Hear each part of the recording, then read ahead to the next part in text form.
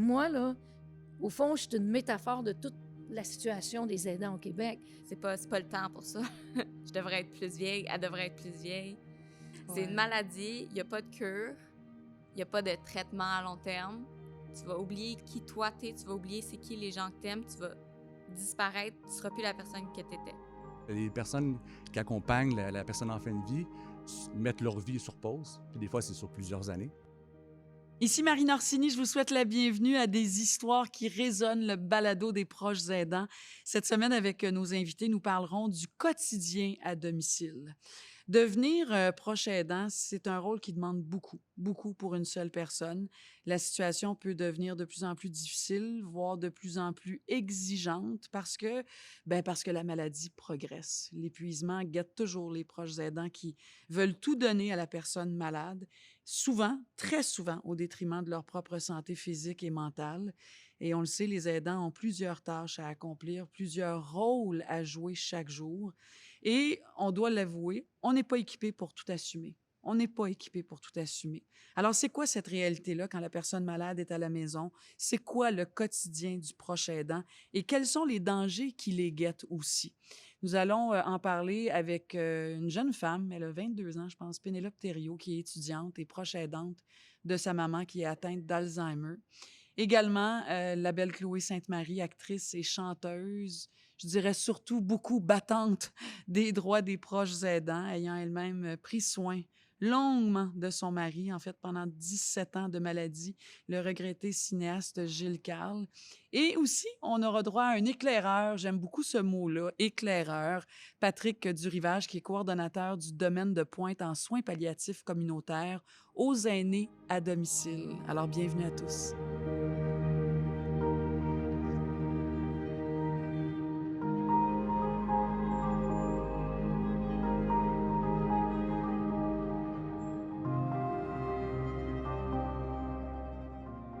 J'ai maintenant le grand bonheur et l'immense privilège d'accueillir une femme que je considère mon amie. Oui, une consoeur de métier parce que c'est une comédienne.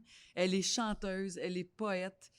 Puis je pourrais dire proche aidante, mais elle porte depuis plusieurs années à bout de bras, à bout de corps, à bout de cœur la cause des proches aidants. Chloé Sainte-Marie, Hey, t'es trop fine d'avoir dit oui. merci. Écoute, 27 ans d'amour avec ton homme, Oui. dans lequel, donc, pendant 17 ans de ces 27 ans-là, du tout début jusqu'à la toute fin, tu as accompagné ton mari, ton amoureux, ton complice Gilles Carle, qui a été affligé de Parkinson.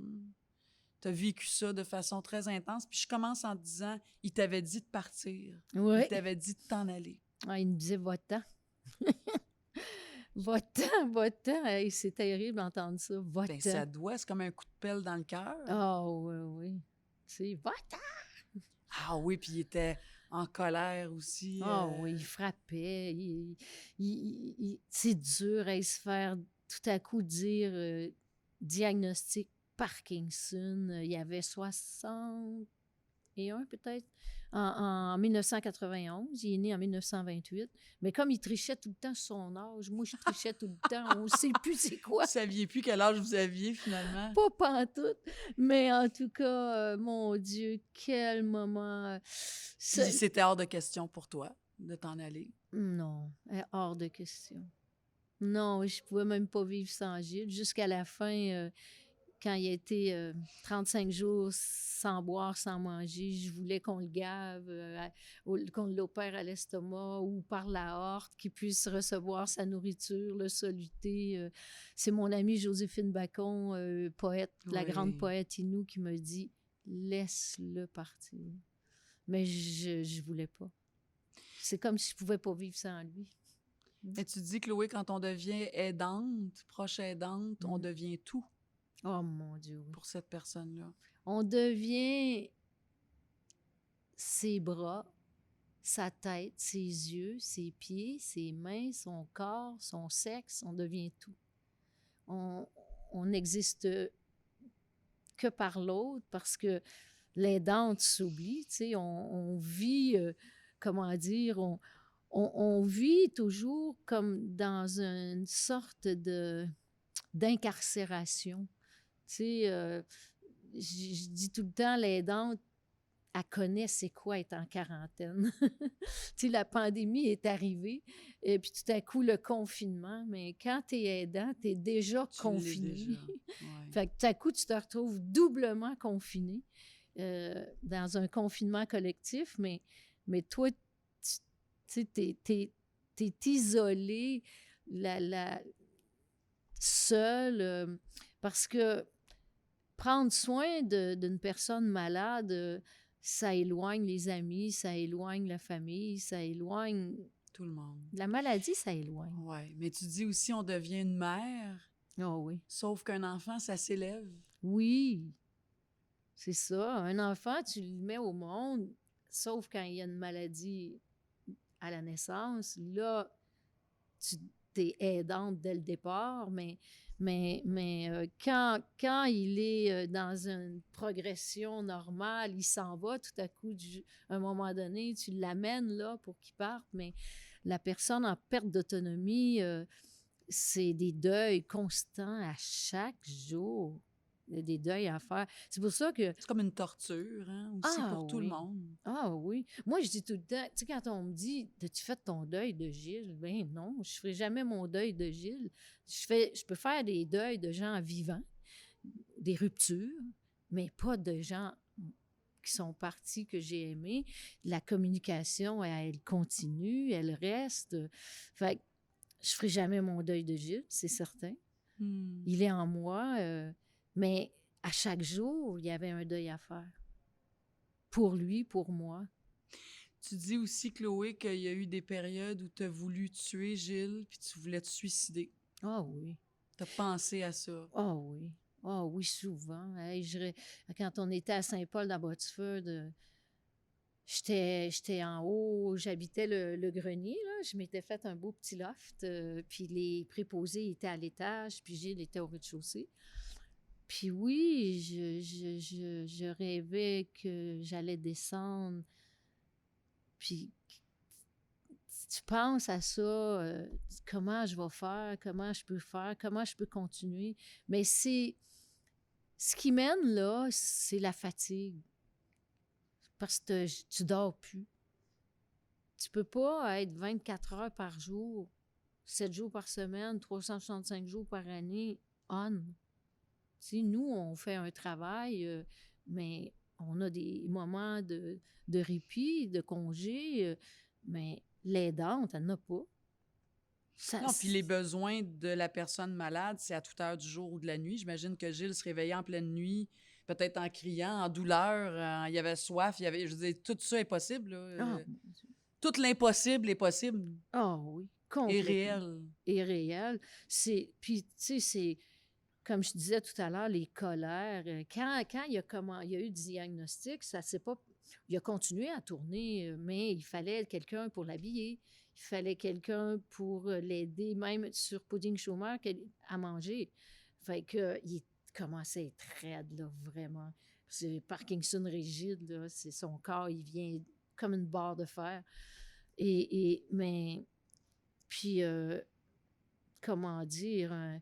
c'est impossible le quotidien d'une aidante avec une personne en perte d'autonomie, c'est aussi des grands moments de joie. Il ne faut pas penser que c'est juste un malheur total, puis noir, puis des pleurs, mais il y a des moments de grâce, certainement. Oui. Il y a une intimité immense. Oui.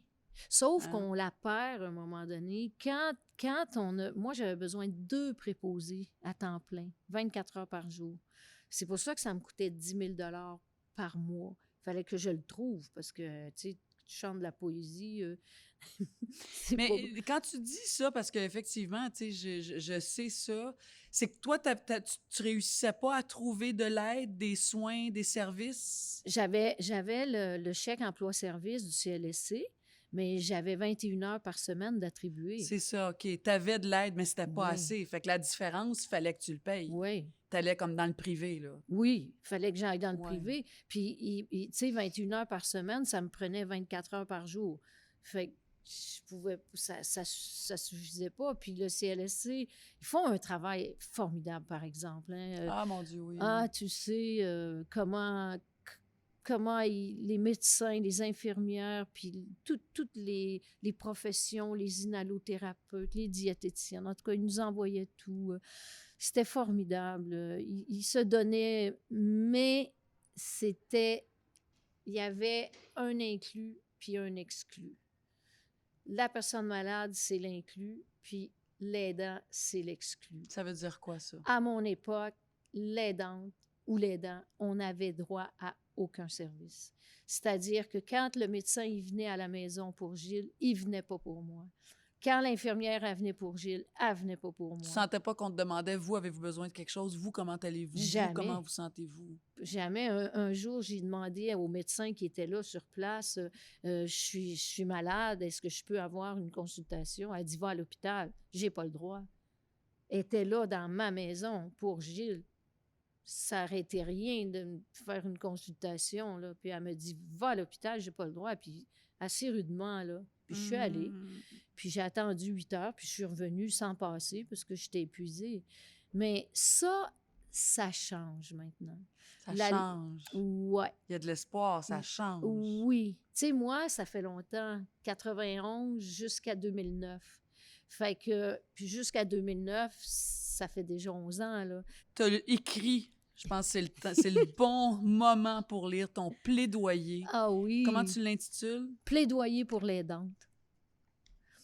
On demande à l'aidante un sacrifice complet d'elle-même, une ponction d'elle-même, qu'elle prend sur la peau de son bénévolat, sans rétribution, jusqu'à en mourir.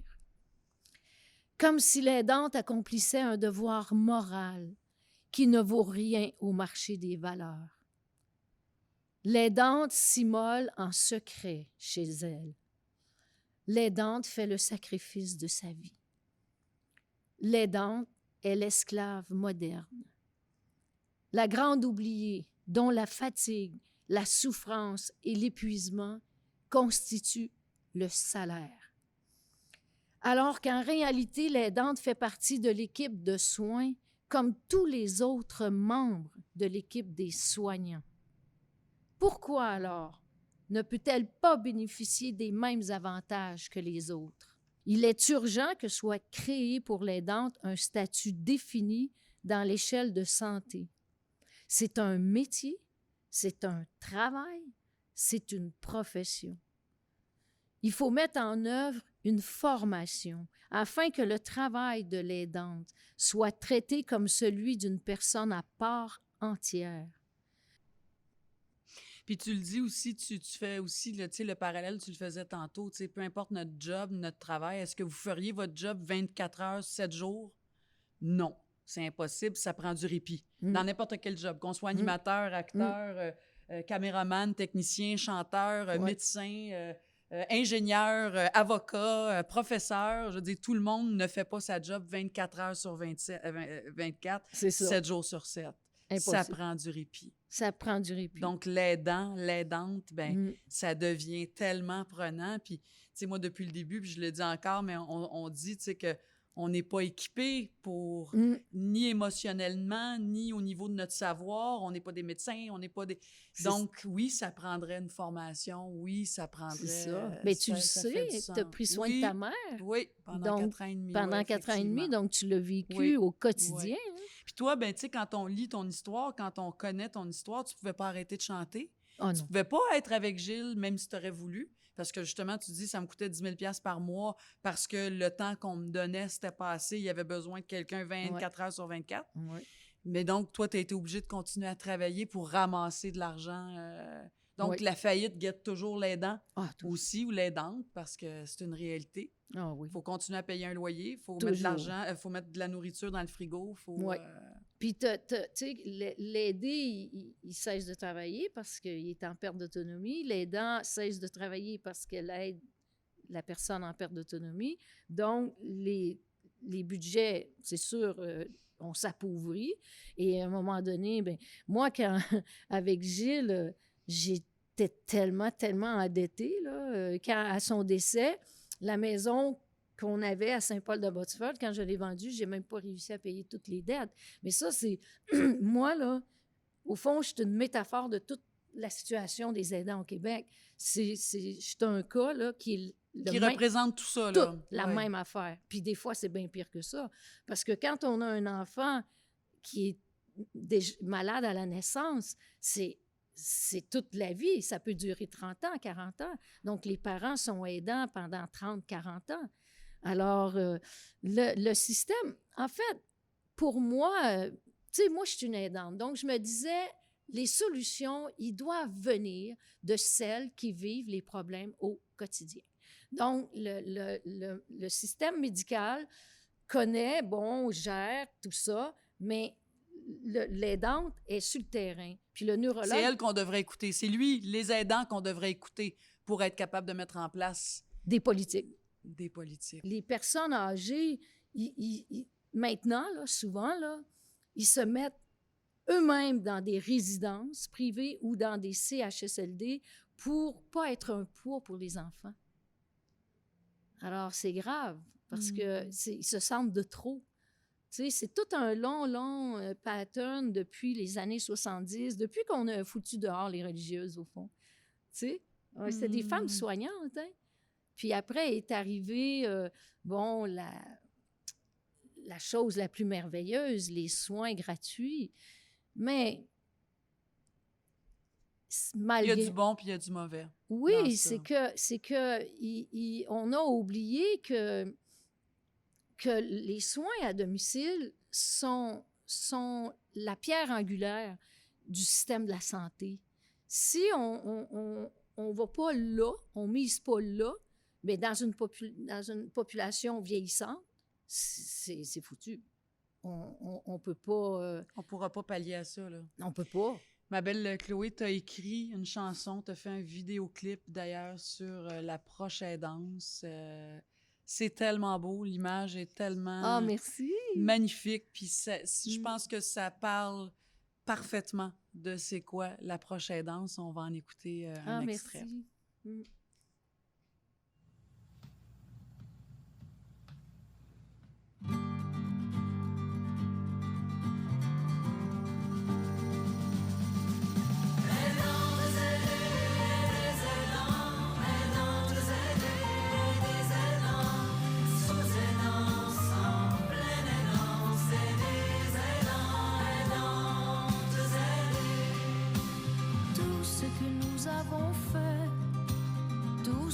Accomplissons tout ce que nous chantons sans même ouvrir la bouche. Le silence de nos jongleries, l'envolée d'une prière, de nos espoirs, de nos rêves, de ce souvenir d'enfance qui ressurgit en souriant pour se jouer de la maladie, de nos secrets, de nos promesses, de nos projets, de nos prouesses. Aidants, aider, des aidants, aidants, aider, des aidants, sous-aidants, en pleine aidance, des aidants, aidants, aider. Moi qui viens te porter aide, affliction, aménité et bonté, un œil en larmes retenu et l'autre en joie contenue. Je refuse toute colère, j'implore les dieux de me délester de toute révolte.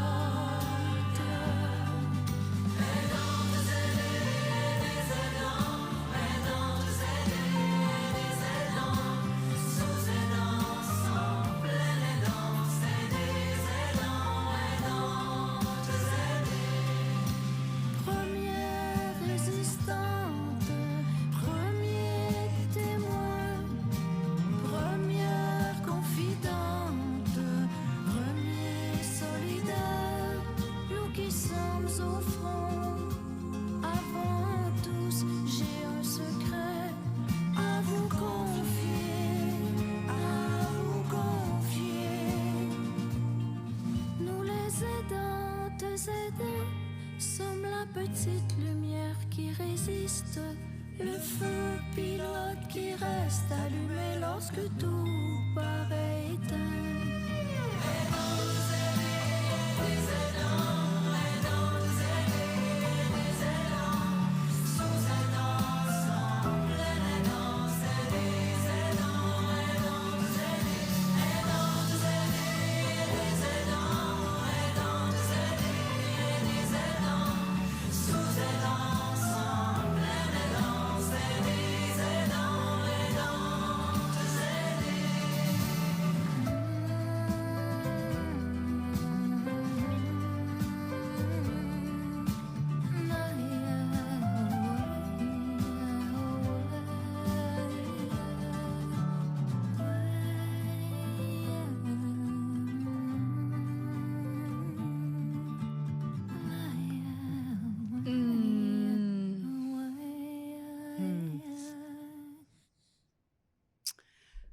Ma belle Chloé, mon Dieu, ces images-là, ces paroles-là, aidez et aidantes, aidants aidés, hein? Oui.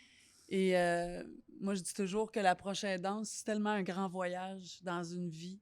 Et puis, je trouve ça très touchant quand tu dis, quand la maladie entre dans notre vie comme aidant, comme aidante, c'est comme si on était contaminé, les gens fuient, comme si ça les met face à leur propre mort aussi. Puis vous autres, ça a été jusqu'au point où il y a même une municipalité qui voulait pas de vous autres, qui voulait pas de Gilles et toi dans leur municipalité. Absolument. Il a fallu que j'aie recours à mes amis avocats parce que on voulait donc faire la première maison Gilles Carle à Saint-Paul-d'Abbotsford. Parce que j'étais à bout, puis là, j'avais besoin d'aide. Puis l'idée, au départ, c'était comme une coopérative, là. 5 aidés, 5 aidants, dont 2 travaillent, puis 3 aidantes se reposent. Donc, c'était une coopérative, mais j'avais pas le droit. Alors, mes amis avocats, ils ont dit, ben ça va être des colocs malades. Puis ils ont trouvé l'astuce, mais à partir du moment que Gilles est décédé, on n'avait plus le droit. Et la raison, c'est parce qu'ils ne voulaient pas voir des fauteuils roulants dans le rang, ils ne voulaient pas voir des personnes malades dans le rang. Dans leur quartier, dans leur coin? Non. Mais c'est généralisé, ça. C'est tabou, la maladie. C'est comme si les gens ont peur d'être contaminés par la maladie. Comme si tu allais tomber malade quand tu es en présence d'un malade. Comme si quelqu'un qui est mourant va faire que tu vas mourir. Oui. Ouais, ça, je peux comprendre ça, effectivement. Ça crée des grands malaises. Oui. Les gens savent pas comment être, savent pas quoi dire. Oui. Les gens appellent pas, ben je veux pas te déranger, alors qu'au contraire, dérange-moi. Tu dérangeras jamais, même s'il y a peu de mots à dire, même si c'est de dire que tu sais pas quoi dire, c'est déjà de dire quelque chose. Un silence, c'est dire quelque chose. Mais on est tellement inconfortable. Je sais qu'avec Gilles, Chloé t'a passé par toutes sortes d'étapes. Gilles, il y a eu toutes sortes d'étapes tu le disais tantôt, oui, de violence, parce qu'il il était piégé dans son corps aussi, hein? Un Parkinson rigide, l'incapacité de cet artiste, de cet homme-là, de s'exprimer. Gilles, c'était la poésie, la réalisation, la peinture, le dessin, c'était tellement multiple. Et tu as eu une période où tu as carrément fait appel à Pierre-Carl Péladeau et à Julie Snyder, qui était sa conjointe à cette époque-là, en 2005. Et ils ont fait une levée de fonds pour toi. Raconte-nous en quelques mots. Ils ont quand même ramassé, c'est quoi, 235 000 $ pour toi et Gilles. Donc, 2 ans de soins. Ça équivaut à 2 ans de soins. Ah oui, c'était formidable. Mais ben moi, je l'ai appelé, puis je lui ai dit, qu'est-ce que tu peux faire pour Gilles? J'ai dit, Gilles Carle, c'est pas juste moi qui dois le porter, c'est un patrimoine vivant, son œuvre est partout dans le monde. Pourquoi, tu sais, j'étais à bout, là. Puis, il a dit, je vais faire quelque chose.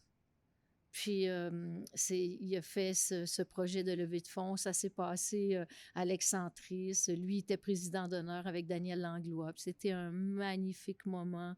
Et ça m'a aidé pendant 2 ans. Et ça a parti aussi le bal que après 2 ans, il fallait que je recommence à trouver une autre solution. Puis, je t'ai vu aller pendant plusieurs années. Tu te souviens, hein? J'étais la plus grande quêteuse au Québec. Puis je le disais, les gens, ils disaient, Chloé, laisse-la pas rentrer dans ton bureau parce que tu pourras pas y Elle dire ressort non. plus, premièrement, tant que tu n'y as pas dit oui. Elle ressort avec un chèque. Mais tout ça aussi pour dire que l'idée, c'était de créer donc cette fondation-là, la Oui. Fondation Maison Gilles Carle. Oui. La première maison a ouvert ses portes en mai 2012 à Oui. Cowansville.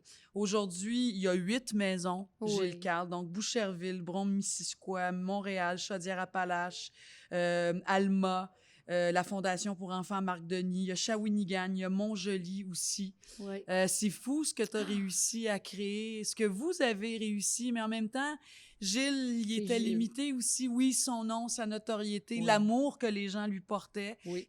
l'amour que les gens te portent aussi, Chloé. Mais tu sais, après cette expérience-là, tu aurais pu faire, je pense que je vais me reposer. 27 ans d'amour, 17 ans Oui. avec la maladie, mais à bout de bras, à bout de souffle. Ah oui. Et tu as voulu poursuivre pour avoir ces maisons-là. Et ils sont là, ces maisons-là. Ils Sont fonctionnent. là. Des maisons qui donnent du répit. Oui, c'est ça qu'on a le plus besoin. Si j'avais eu ça, tu sais, parce que tu viens au début avec la personne aidée, malade, et on peut rester là une semaine, un mois, et on recrée une famille. Puis après, l'aidante, elle retourne se reposer chez elle, puis l'aider, il aime ça revenir. Il faut créer des liens fraternels, amicaux, puis c'est ta dimension humaine. C'est des maisons à 8 chambres, 12 chambres. Seulement à Montréal, il y a 22 chambres, parce que là, ça couvre tout Montréal. Ouais. Puis Boucherville, mais c'est vraiment essentiel de retourner à l'humanité. C'est ça qu'on a besoin.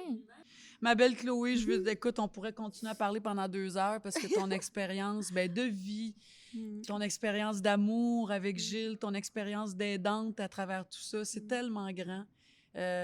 Puis je veux te dire merci d'avoir créé ces maisons-là. Merci de continuer à porter ces maisons-là parce que faut continuer à les faire évoluer puis à rester debout, ces maisons-là. Ah oui. Et je te souhaite plein de santé, je te souhaite de la paix, je te souhaite de l'harmonie. Je sais que ton nouvel album s'en vient à l'automne. Oui. Et ça, c'est sûr que cet album-là, tous tes albums sont toujours tellement habités. Merci. Habités par la merveilleuse personne que tu es. Merci merci. beaucoup d'être venue.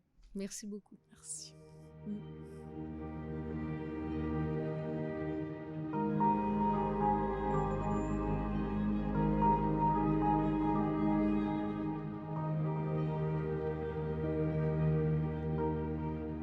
C'est au tour d'une jeune femme de 22 ans qui est étudiante et qui est surtout la fille de sa mère. Sa mère qui est atteinte d'Alzheimer depuis 3 ans. Pénélope Thériault, bonjour. Bonjour. Je suis très contente que tu sois là. Je suis très contente que tu aies accepté notre invitation. Je trouve que c'est rare. C'est quand même une histoire rare. Tu es tellement jeune. Ta maman, Linda, avait 56 ans quand le diagnostic est tombé. J'imagine comme une bombe. Est-ce que c'est un bon mot? Oui. Plus comme un tsunami, parce que c'est comme une vague, une autre vague, une autre vague. Comme interminable, en fait. Ouais. Hein? Comment ça s'est passé, ce diagnostic-là, ce jour-là où vous avez reçu... Je pourrais même dire, on peut-tu reculer un peu? Est-ce que tu as vu ça venir? Avez-vous vu ça venir? Non. Non. Moi, quand j'étais jeune, quand je grandissais, mon grand-père faisait de l'Alzheimer. Je pensais que je savais c'était quoi la maladie, puis j'aurais été capable de le voir venir. Oui. Mais ma mère était tellement jeune que, tu sais, elle a un déficit d'attention. C'est son déficit d'attention. Elle a eu des commotions cérébrales. C'est juste des symptômes de ces vieilles commotions cérébrales. OK. C'est pas quelque chose que tu vois venir. Mais ma grand-mère, elle l'a vu. Ah C'est oui, sa elle. mère, la mère de ta mère l'a Ouais. vu, elle. Puis c'est elle qui est allée chercher un diagnostic avec ma mère. Ah oui, hein? Mais ça se traduisait comment? Qu'est-ce que tu vivais au quotidien avec ta mère qui aurait pu, justement, oui, les commotions, oui, le TDAH, tout ça, mais encore, là... Au quotidien, c'était ma mère qui se fâchait après moi. Je t'ai dit de faire ça, tu l'as pas fait, mais moi qui disais, tu m'as jamais demandé de le faire. Fait que c'est pour ça que je l'ai pas fait. Ah, fait qu'il y avait ces confrontations-là. Ben vous oui. autres. Fait que ça me poussait encore plus loin de ma mère. Tandis que elle, c'était des symptômes qu'elle avait de sa maladie, puis moi, j'étais comme, ma mère est rendue bitch pas mal, là. Ah, c'était vraiment... Ben oui, puis avec raison. Puis elle aussi, ta mère, elle devait Ouais. se dire, elle devait être indignée, puis Ma hors fille d'elle. ingrate qui fait rien, je lui demande de faire quelque chose, elle le fait pas, elle fait pas sa part, tu sais, c'est rendu un adulte. Hi!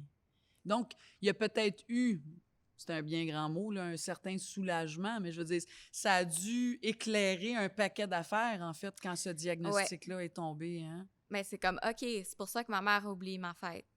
OK, c'est pour ça qu'elle se fâchait pour rien. Hmm. OK, c'est pour ça que ma mère, elle travaille plus puis qu'elle est plus capable de garder une job. Mais il paraît que tu as vécu beaucoup de culpabilité, toi, quand ce diagnostic-là est tombé. Tu avais Ouais. 19 ans, parce que là, ça fait 3 ans, en fait, Mhm. que vous avez su que ta mère était atteinte d'Alzheimer. C'était quoi cette culpabilité-là? Ben, je vivais avec elle tous les jours. Je savais c'était quoi la maladie d'Alzheimer à cause de mon grand-père. J'aurais dû le voir venir. J'aurais dû être capable de discerner les symptômes. J'aurais dû, moi, aller pour avoir un diagnostic pour ma mère pour l'Alzheimer. Comment ça, j'ai pas vu ça? Ouais, C'est moi qui vis avec. ouais. Puis il paraît que ta mère et ta grand-mère t'ont annoncé cette nouvelle-là juste après Noël. Ils n'ont Ouais. pas voulu te le dire. Ouais. Eux, ils ont eu le diagnostic 2 semaines avant Noël. Puis ils voulaient avoir un dernier Noël en famille normale, entre guillemets. Donc, après Noël, comme 2 semaines après, ils m'ont assis dans le salon. Pénélope, on a besoin de te parler. C'est ma grand-mère qui me l'a dit parce que ma mère n'était pas capable de le dire. Ah non, hein? C'était trop dur. Mhm. C'était trop émotif. C'était trop Ouais. chargé. Puis pendant que ta grand-mère, elle t'a dit ça comment, premièrement? Comment ça s'est passé, ce moment-là? Elle m'a dit, on est allé voir le docteur Gauthier, qui était le docteur de mon grand-père, spécialiste de l'Alzheimer à Douglas. Elle dit, ta mère a fait de l'Alzheimer. Puis là, tout de suite, j'étais comme, ben non. Mais non, elle fait pas de l'Alzheimer, elle a 56 ans. OK, elle oublie des affaires. OK, elle se fâche. C'est pas de l'Alzheimer, tu sais. Ça peut pas être pas à son âge. Je peux pas avoir un grand-père qui fait de l'Alzheimer puis une mère... Un grand-père qui a fait de l'Alzheimer puis après ça, une mère qui fait de l'Alzheimer maintenant, là. C'est pas le temps pour ça. Je devrais être plus vieille. Elle devrait être plus vieille. C'est ça, ça a comme pas de sens. Non. Hein? Puis ta mère, pendant ce temps-là, elle était dans quel état? Triste. Tu sais, ma mère elle a des tendances à faire de l'anxiété. Là, c'est comme, tu sais, c'est une grosse dépression, là. C'est la pire nouvelle que tu peux pas avoir. C'est Ouais. une maladie, il n'y a pas de cure, il n'y a pas de traitement à long terme. Tu vas oublier qui toi t'es, tu vas oublier c'est qui les gens que t'aimes, tu vas disparaître, tu seras plus la personne que t'étais. Tu vis avec ta maman en appartement, vous vivez ensemble. Ta mère est monoparentale. Je pense qu'elle t'a élevée toute seule, Oui. hein, toute ta vie. Vous vivez ensemble. Toi, tu vas à l'école. Mon Dieu, comment ça s'organise, tout ça? C'est difficile à dire. Je fais ce que j'ai besoin de faire. Ça veut dire? Ça veut dire j'en prends plus, j'en prends trop des fois. On développe une routine, puis c'est une routine qu'on change au fur et à mesure que les symptômes deviennent de plus en plus difficiles à gérer. Comme avant la pandémie, ma mère était capable de rester à la maison seule. Fait que je lui faisais un tableau pour la journée. Je mettais le jour, la date, la température, ces repas que j'avais préparés qui lui restaient juste à réchauffer. Puis Donc, tu lui donnais comme un agenda. Là. Ouais. Voici ta journée. Ouais. Là. Voici où on en est là, Un aujourd'hui. gros tableau blanc avec un code de couleur pour que ça soit facile à suivre. Elle cochait quand elle avait donné à manger au chien, quand elle avait marché avec le chien. Je marquais si elle avait un rendez-vous. Je marquais le numéro de ma grand-mère pour qu'elle appelle ma grand-mère si jamais il y a quoi que ce soit puis elle a besoin d'aide. Puis pour qu'elle soit le plus autonome possible, puis pour que moi, je puisse continuer d'aller à l'école. Oui, parce que tu vas à l'école à temps plein. Là. Ouais. Ça n'a pas changé. En fait, tu me racontais juste avant qu'on commence que tu veux finir tes études, tu es à l'université, là, puis tu veux finir tes études dans le même temps que tu avais prévu avant même que ta mère elle tombe malade. Là. Fait que tu n'as comme pas changé tes objectifs. Là. Donc, c'est beaucoup de pression pour toi, ça. Oui. Bien, ma mère, l'université pour elle, c'est vraiment important, puis elle veut que ça soit ma priorité numéro 1. Bon, clairement, c'est pas ma priorité numéro 1. Là. C'est impensable de dire je vais passer l'école avant ma mère qui est malade. Mais c'est ma deuxième priorité, donc je veux la rendre fière, je veux qu'elle ait pas pression qu'elle m'empêche de continuer de vivre ma vie puis d'atteindre les objectifs que j'avais avant qu'elle soit malade. Mais on me disait que tu étais quelqu'un d'anxieux. Oui, oui. Puis j'imagine que cette anxiété-là s'est multipliée ces dernières années. Oui. Tous les scénarios possibles, ben si moi, il m'arrive quelque chose, c'est qui va s'occuper de ma mère? Si ma mère, elle devient pire, comment est-ce que je vais faire? Tu sais, maintenant, là, mettons, je gradue l'année prochaine, comment est-ce que je vais faire pour aller travailler? Tu sais, je gradue, puis c'est mon objectif, mais après ça, je sais pas c'est quoi qui s'en vient parce que ma mère va avoir besoin de quelqu'un à temps plein avec elle. Mais est-ce que déjà, je sais que ta grand-mère, elle vient régulièrement passer du temps avec ta mère, mais est-ce que tu as déjà commencé à aller chercher de l'aide extérieure? As-tu commencé à t'organiser avec les services qui sont là? Est-ce que tu sais que les services existent? Est-ce que tu y crois? Parce que je sais que toi, tu tiens vraiment à être la proche aidante de ta mère. Là. Il n'y a personne qui va t'enlever ce rôle-là, en fait. Hein? Oui, j'ai essayé les services qui sont disponibles. Par exemple, les services de répit 2 fois par semaine, 3 heures. Au début, on avait une personne que c'était toujours la même personne qui venait, qui a développé un rapport avec ma mère, qui la traitait pas comme une patiente, mais comme une personne, qui lui parlait. Une amie, une sœur. Exactement. Hein? Ouais. Qui faisait des activités avec ma mère, tout ça. Ma mère, elle adorait ça. C'était un répit pour elle aussi. Puis vous l'avez perdue, cette personne-là? Oui. La personne a changé d'horaire de travail.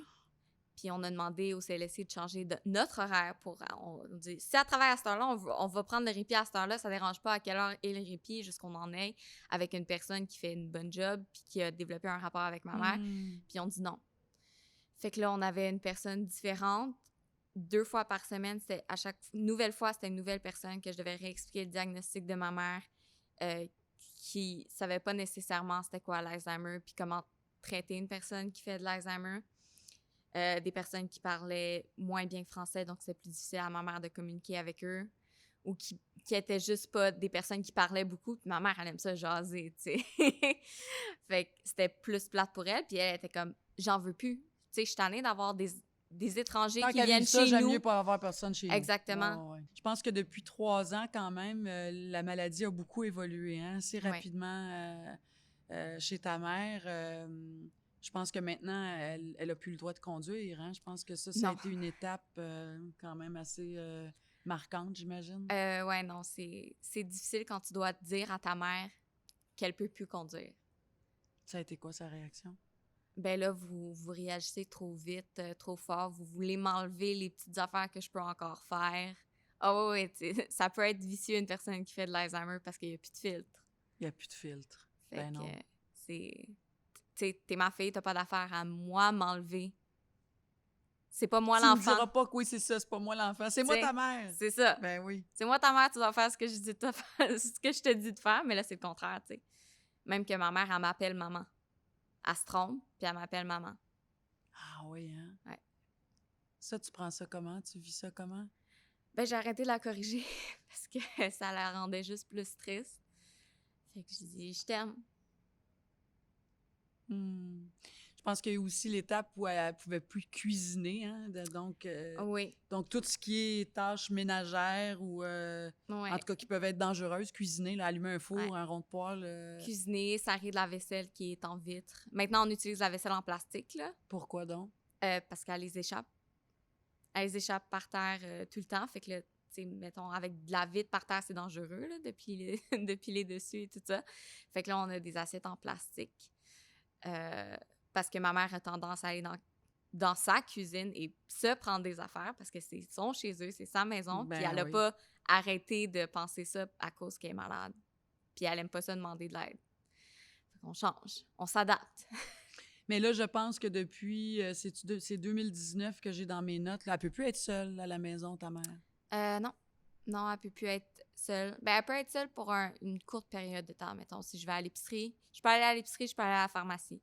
Mais si je veux aller prendre un café avec un ami, si je veux aller prendre une marche, là, il faut que je m'assure que ma grand-mère peut garder un œil sur ma mère. Parce que elle a pas... Mettons, il y a une alarme de feu. Elle va pas descendre en bas. Non, c'est ça. L'alarme de feu, elle... Ouais. Mais justement, parlons de toi. Tu dis, si je vais aller prendre un café avec une amie... Toi, ta vie, t'as quand même... Pénélope, 22 ans. Est-ce que tu as un amoureux? Tu as des amis de filles quand même? C'est quoi, toi, ta vie? Oui, tu es étudiante, là, mais je veux dire, ta vie sociale? Ma vie sociale est de plus en plus inexistante. Je pense un peu comme tout le monde avec la pandémie. En plus, là, c'est sûr que c'est un contexte encore pire, là, C'est ça. Avant la pandémie, au moins, j'avais une vie sociale avec, par exemple, l'école. Tu sais, tu vois tes amis à l'école, vous étudiez ensemble à la bibliothèque, on va aller prendre un café en passant, tout ça. C'était comme un social obligé, mais qui était nécessaire, que là, maintenant, j'ai pu, parce que je vais pas faire l'effort de sortir juste pour aller voir un ami, parce qu'il faut que je trouve quelqu'un pour regarder ma mère, fait que c'est comme plus compliqué. Tantôt, tu me disais aussi, je trouvais ça touchant, tu dis, j'en parle pas trop non plus, parce que dans mon cas, il n'y a pas d'espoir avec ma mère. Ouais. Donc, tu partages pas beaucoup non plus cette réalité-là, en fait. Ben, au début, quand ma mère a eu son diagnostic, j'étais au cégep. Fait que je l'ai dit à mes amis du cégep. Puis, ils ont pas... Ils essayaient d'être là pour moi, mais ils savaient pas comment. Ils savaient pas comment gérer la nouvelle, comment gérer les émotions. Ben là, tu penses, ah, puis si c'était ma mère ou mon père, qu'est-ce que je ferais? OK, je peux juste pas y penser. Puis ils savent pas comment interagir avec moi après. Puis il y a la petite lueur dans leurs yeux de comme pitié. Fait que j'ai arrêté de le dire. Maintenant, il y a comme 5 personnes qui sont au courant dans mon entourage régulièrement. Puis après ça, le reste, ben, je suis juste Pénélope, une fille ben, qui était impliquée à l'école. Là. Je suis plus impliquée à l'école parce que j'ai plus le temps. Mais j'allais quand même aux événements. Je posais des questions en classe. J'étais toujours elle qui répondait aussi aux profs. Fait que c'est comme ça T'es qu'ils me plus connaissent. silencieuse, là. Exactement. Parce que tu gardes tes énergies à quelque part, j'imagine, hein, tu te préserves un petit peu. Tu dis aussi, Pénélope, que le système n'est pas adapté pour les proches aidants étudiants. Puis, mon Dieu, sans faire de recherche, j'imagine effectivement que, comme tu dis, on avait un service d'une travailleuse sociale ou de quelqu'un qui venait à la maison s'occuper de ma mère, puis c'était parfait parce qu'elle elle s'entendait bien avec ma mère, mais elle a changé son horaire, on l'a perdu. Fait que ça serait quoi ton message justement aux instances là, qui nous écoutent si en tant qu'étudiante, proche aidante, tu dirais quoi? Ben, on a besoin des services qui sont plus flexibles, puis on a besoin des services différents que quelqu'un qui est retraité, qui prend soin de son conjoint à temps plein, puis c'est sa seule occupation, c'est d'être aidant naturel.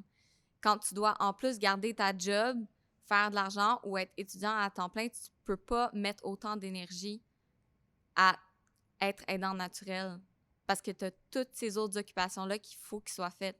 On peut pas réussir au travail ou à l'école et être aidant naturel seul. Puis il y en a qui ont des familles au complet, puis même quand, tu sais, j'ai été mis en contact avec un autre aidant naturel que lui, sa mère aussi a fait de l'Alzheimer, puis quand il a eu le diagnostic, lui aussi était à l'université, puis il était comme, écoute, c'était moi, mon frère puis mon père, puis j'avais de la misère à arriver, fait que j'ai aucune idée comment toi tu fais. Alors, comment tu fais? Je te pose la question, Pénélope. Genre pas beaucoup. Euh, des fois, mes cours prennent le bord, mais c'est pas grave. Je prends ça un jour à la fois, puis je me concentre sur ma mère parce que c'est la personne que j'aime le plus au monde, puis je veux juste la protéger puis m'occuper d'elle. C'est ça qui me garde, qui me permet de continuer à tous les jours, là. Mais est-ce que tu as des moments de découragement? Est-ce que tu as frappé des murs depuis 3 ans? Est-ce que... Oui. Je vais même oser te demander, tu sais, ça a été quoi tes réactions?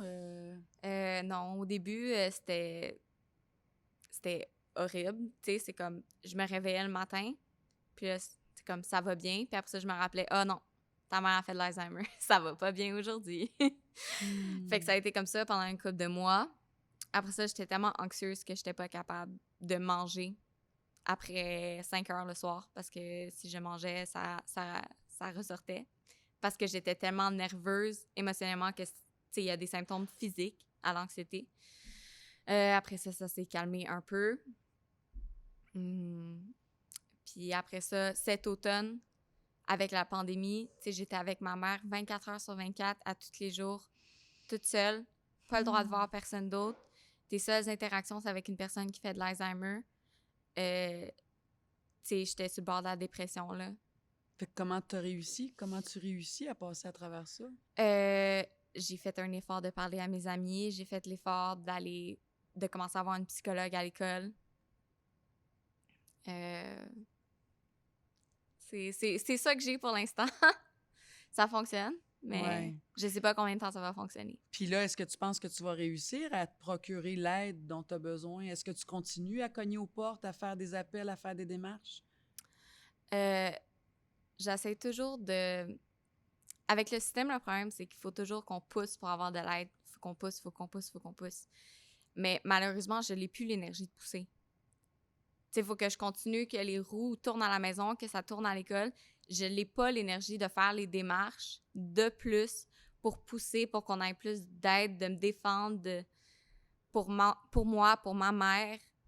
Tu sais, Et ça tu en sais prend de que le l'énergie. service de l'appui est là, hein?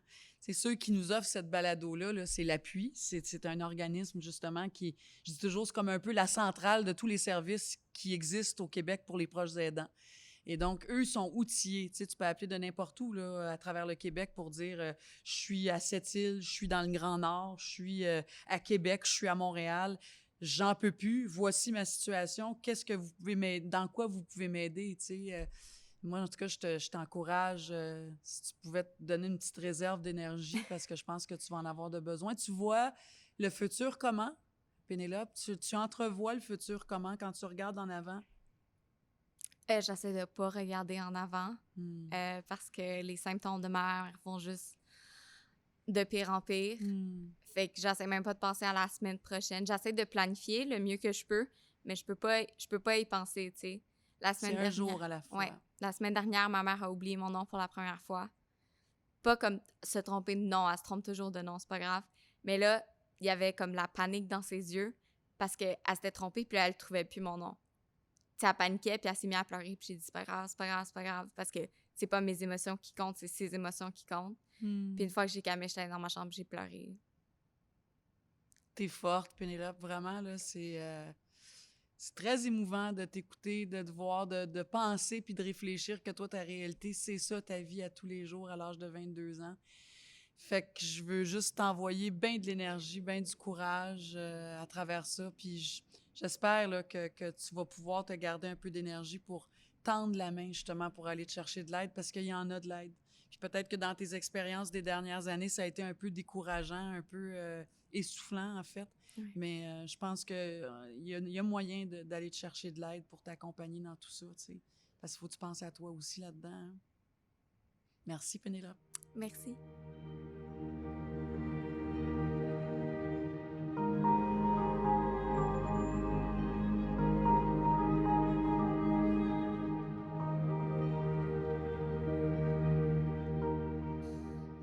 Patrick Durivage, depuis 22 ans, c'est incroyable, vous accompagnez les aidés et les aidants dans votre rôle de coordonnateur en soins palliatifs.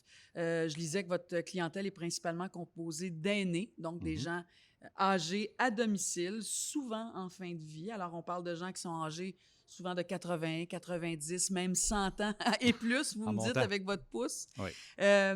Parce que, évidemment, peu importe l'âge qu'on a, peu importe la maladie, on veut tous finir notre vie chez nous. Hein? On veut partir dans notre maison, dans notre lit, dans nos affaires.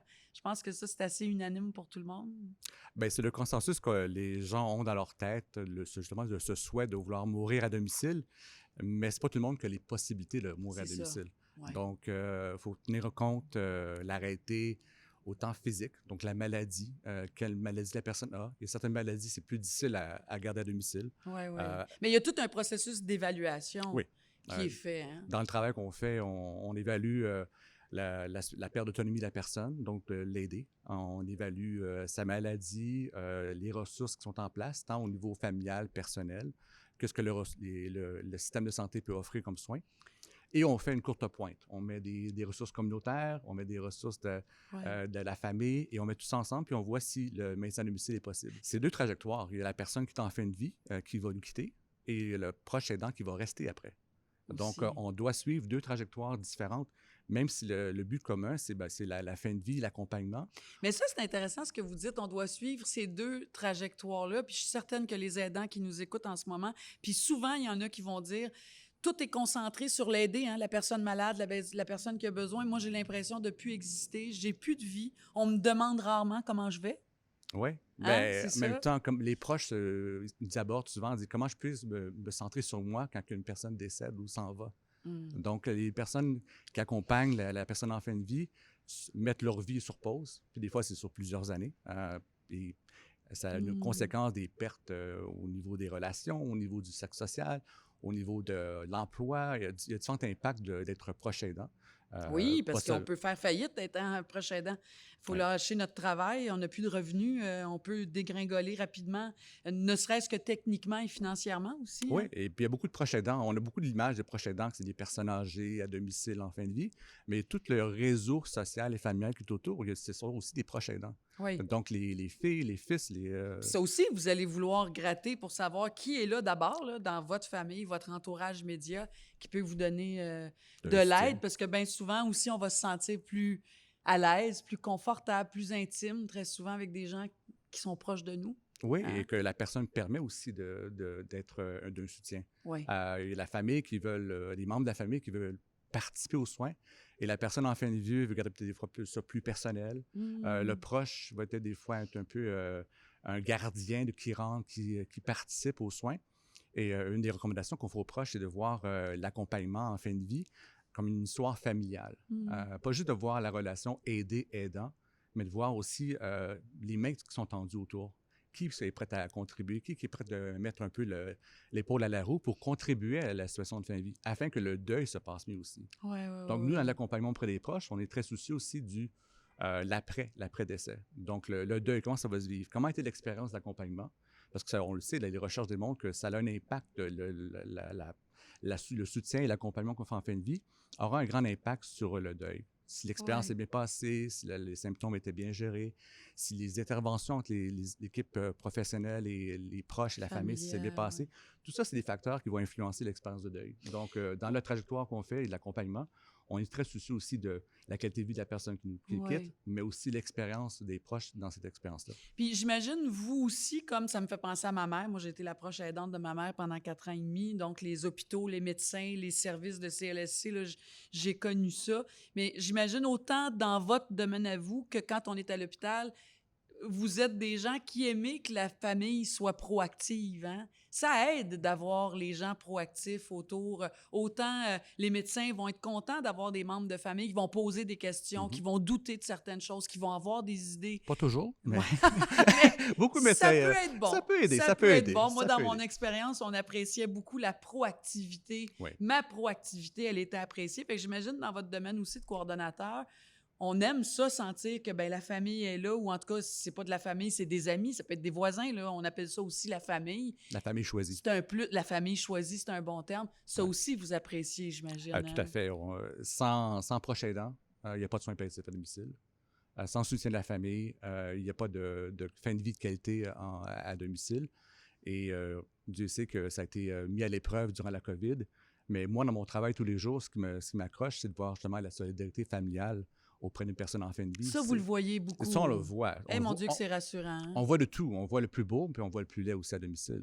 Donc, des batailles autour du lit de chevet, au chevet de la personne. Sur son lit de mort, là, ça sur se lit de chicane mort, déjà. sur les discussions testamentaires. En tout cas, bref, on voit le pire, on voit mais ça. on voit surtout le beau. Surtout le beau. Oui, heureusement. Oui. Vous êtes, votre travail, ça fait aussi partie de mettre des thérapeutes, des spécialistes en place, des personnes donc du CLSC, des installations techniques. Hein? Oui. Racontez-moi un peu là, tout ce qui... C'est-tu des ergothérapeutes? C'est-tu des psychologues? Comment ça fonctionne? Bien, l'équipe principale à domicile, ce sont des infirmières qui font faire la gestion de symptômes en collaboration avec les médecins. Des fois, il y a des médecins qui font des visites à domicile, des fois, c'est à distance. Il y a des ergothérapeutes, ce sont des professionnels qui sont incroyables pour adapter l'environnement. Donc, Ça, on c'est parle de lit majeur, d'hôpital, ben oui. de l'équipement pour prendre soin de la personne, va veiller à la sécurité, va aussi transformer les activités de la personne en fonction de son énergie. Donc, elle va transformer les activités que la personne aimait faire en fonction de son énergie et de son endurance. Donc, ce n'est pas juste de l'équipement, c'est aussi beaucoup plus large que l'équipement. Donc, c'est toute l'adaptation et la sécurité pour le bien-être de la personne en fin de vie, mais aussi pour les proches, pour s'assurer que la personne fasse les bonnes techniques. Pour pas, quand on aide sa mère, qu'on se barre le dos parce qu'on peut pas se utilise blesser, nous autres. les mauvaises techniques. Absolument. Et ça ajoute aussi quelquefois les physiothérapeutes et nutritionnistes et bien entendu des travailleurs sociaux qui accompagnent les proches dans cette trajectoire-là pour voir et puis réévaluer avec les proches et la famille si la personne est confortable, si c'est toujours le choix et le souhait de la personne en fin de vie de demeurer à domicile. C'est ça, Puis bien faire des souvent, suivis, hein, c'est important, quasiment Ouais. tous les jours ou tous les semaines. En tout cas, il faut faire une mise à jour. Hein? Tout à fait. On doit réévaluer si la personne est confortable. Et parce qu'une personne qui est en fin de vie a bien souvent l'impression d'être un fardeau sur les proches, étant donné de la lourdeur des soins, étant donné. Donc, oui, les personnes veulent mourir à domicile, mais je pense on doit revoir notre libellé puis dire les gens veulent vivre plus longtemps à domicile. Pas forcément y mourir. Les gens veulent vivre le plus longtemps, puis chacun a une définition de ce qu'est la vie, hein, de ce qu'est Absolument. vivre. Donc, de mourir, pas toujours. Les personnes veulent choisir des soins terminaux dans un centre hospitalier, dans une unité de soins palliatifs, dans une maison dédiée en soins palliatifs. Donc, finir les dernières journées, des fois, avec une équipe professionnelle, mais les gens veulent passer le plus longtemps possible à domicile. Ouais. Et ce qu'on fait, on les accompagne, puis on réussit des fois même à les garder à domicile, dans le confort, des fois quelques jours avant le décès. Donc, des fois, on admet les personnes, des fois 24 heures avant le décès, parce que c'est les choix de la famille. Donc, on doit respecter les choix de la famille.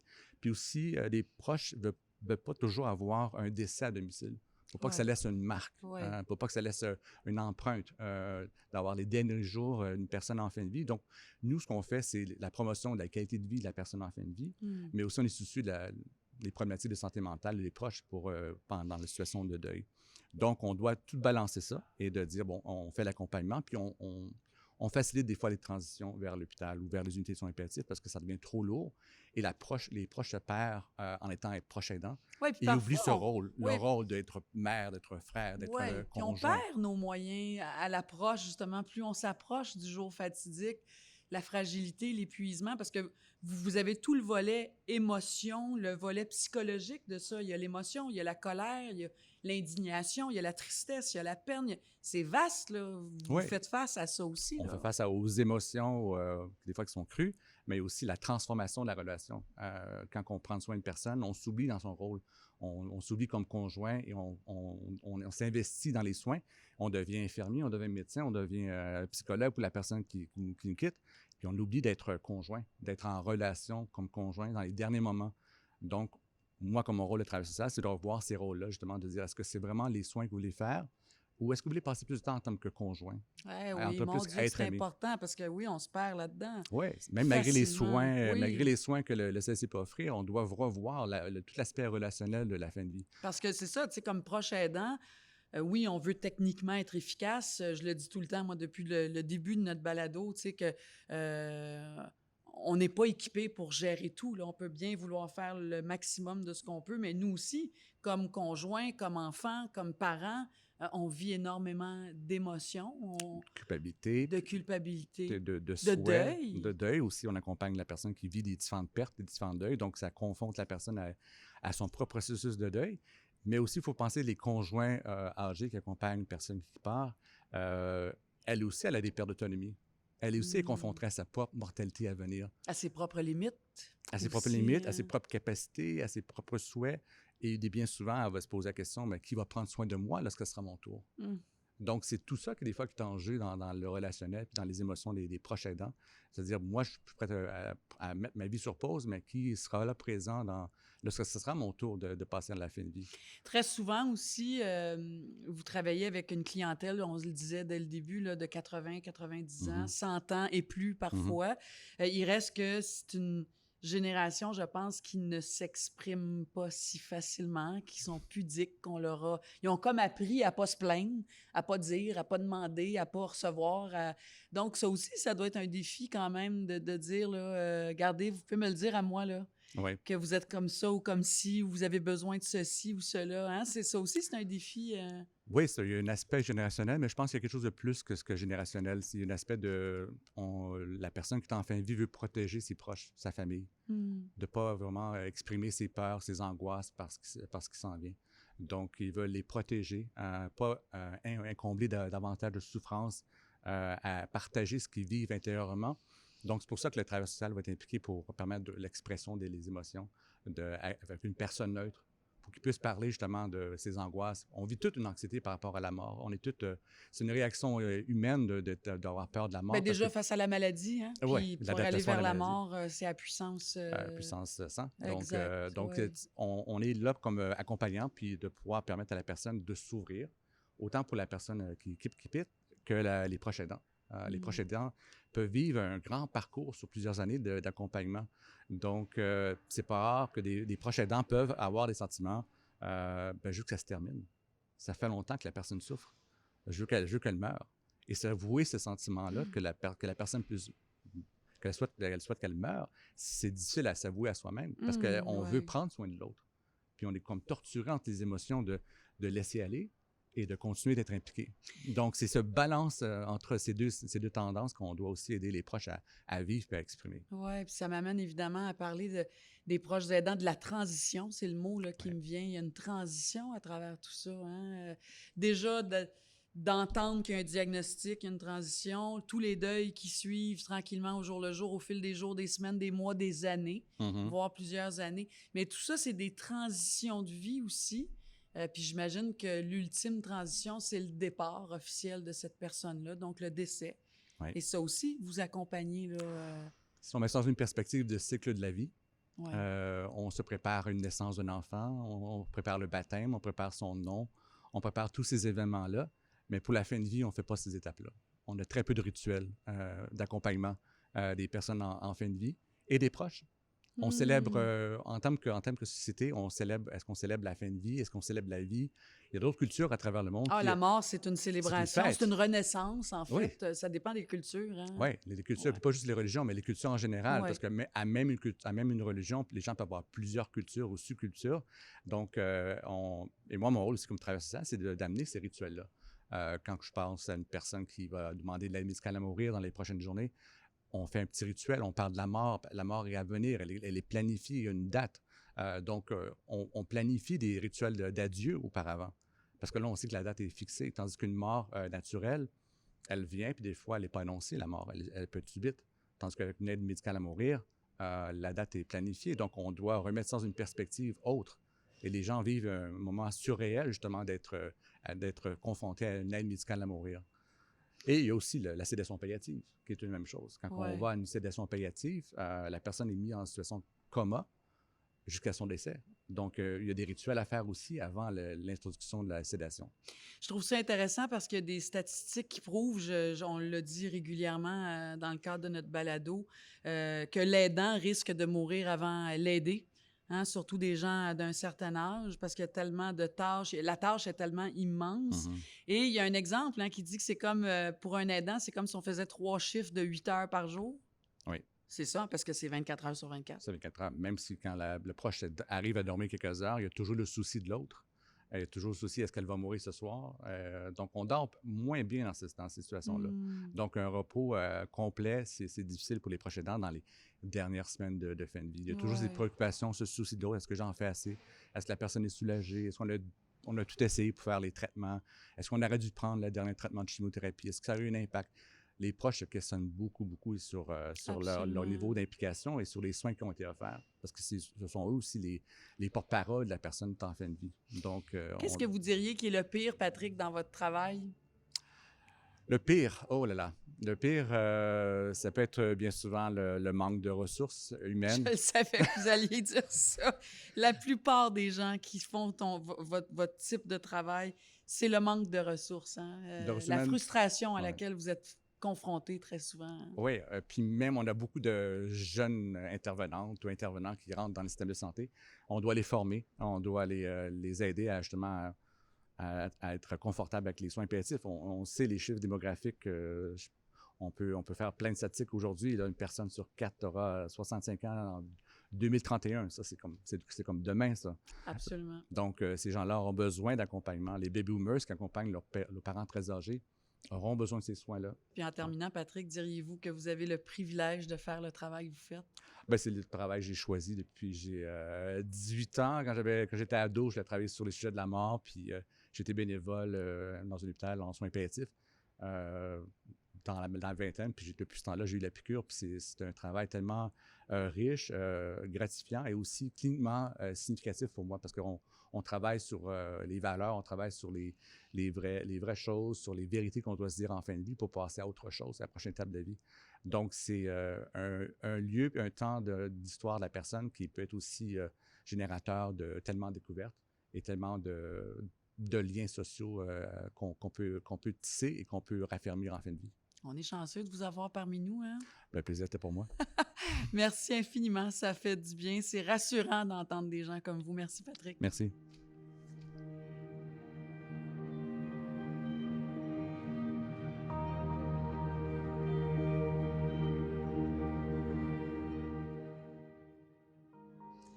Oh, des histoires, hein, des expériences, des vécus de proches aidants, vraiment tout aussi touchants les uns que les autres, encore une fois, aujourd'hui. Merci, merci à nos invités de nous avoir ouvert les tiroirs de leur vie, en fait, hein, si généreusement, de leur vécu. Et tiens, je vous lance l'invitation, si vous souhaitez vous aussi partager votre expérience en tant que proche aidant, au appuibalado.ca. Il y a une section qui s'intitule « Témoigner de votre expérience ». Alors, vous pourrez vous raconter en fait, et ça va nous faire plaisir de vous lire vraiment attentivement. Et si d'autre part, vous êtes reconnu ou vous avez reconnu des proches de votre entourage qui, selon vous, auraient besoin d'aide, ça aussi, hein, on reconnaît ça autour de nous. Contactez info-aidant à l'appui.org. Il y a aussi par téléphone un 855-852-7784. Sachez que les conseillers sont là vraiment pour vous orienter, vous guider. Et je dirais plus que tout, vous écouter. Je pense qu'on a besoin d'être écouté, on a besoin de partager. Dans le prochain épisode, nous allons parler de la séparation entre le proche aidant et l'aidé, parce que ça aussi, c'est une autre étape. Qu'est-ce qui nous attend lorsqu'on décide de laisser aller la personne qu'on aide, que l'on accompagne dans un autre endroit que celui qu'il connaît? C'est un beau sujet. À très bientôt avec des histoires qui résonnent, le balado des proches aidants.